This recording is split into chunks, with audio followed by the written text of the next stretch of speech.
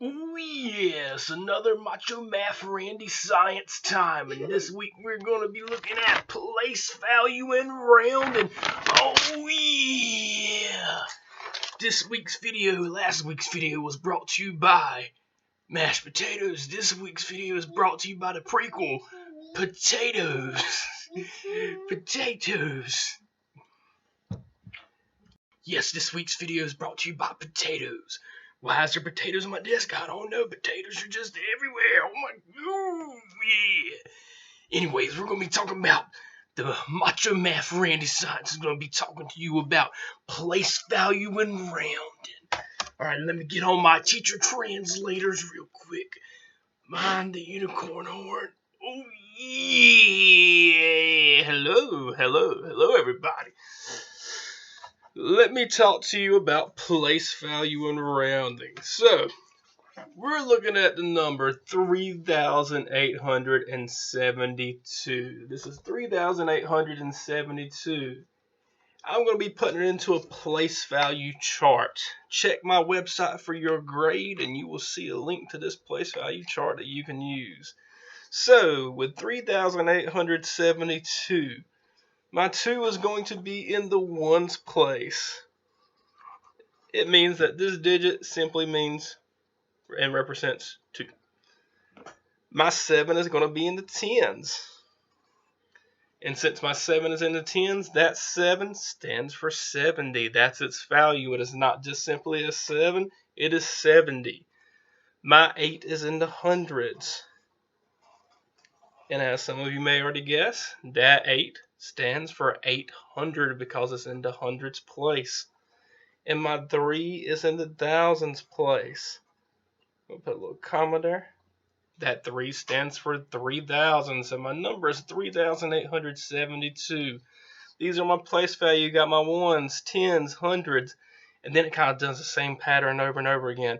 Instead of ones, we got thousands. Then we got 10,000s. Then we got 100,000s. Then we would have millions here, going out to 10 millions and 100 millions. Then we go out to billions.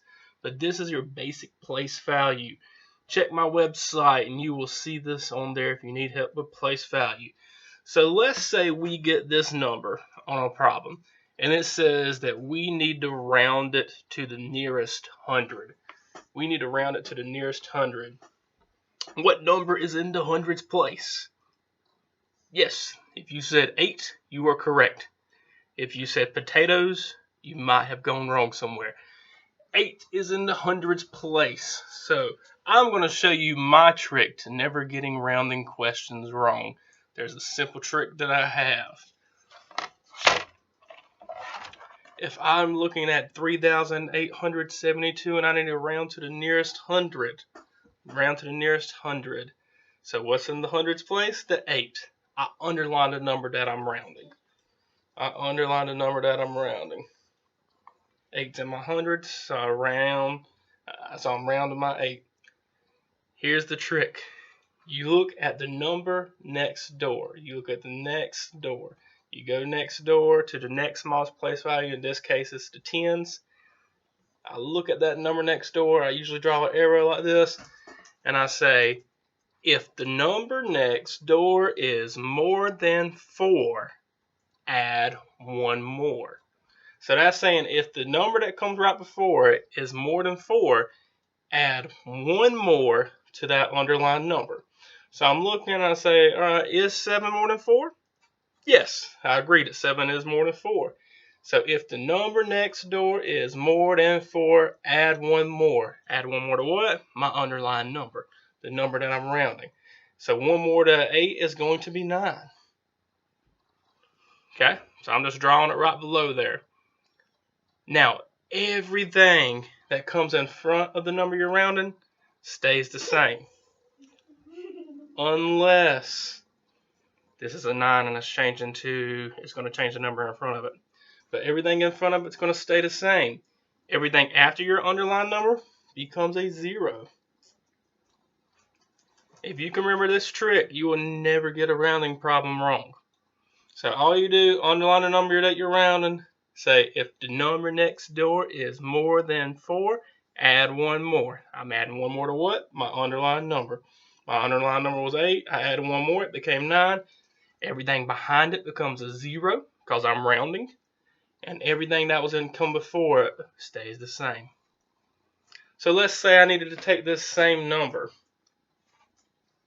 And let's just say the question asked me to round to the nearest 10.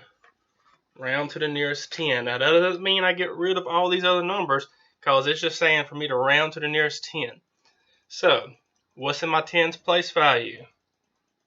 Yep, it is a 7. 7's in my tens place value.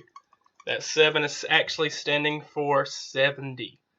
So, if I take that 7, I underline it, and I do the same trick. I say, is the number next door is more than 4? Add one more. Is my number next door more than 4? No, it is not more than 4. So I won't change anything. I won't add one more. I'll just bring down my number. Everything that came before it stays the same. Everything that comes after it becomes a 0 because we're rounding. Let's do one more using the same number. If I said round to the nearest 1,000, what's in my thousands place? It's a 3. That 3 signifies 3,000. I say, is the number next door more than 4? Is it more than 4? Yes, 8 is more than 4. So I add one more to my underlying number. My 3 becomes a 4. Everything after the number I'm rounding becomes a 0.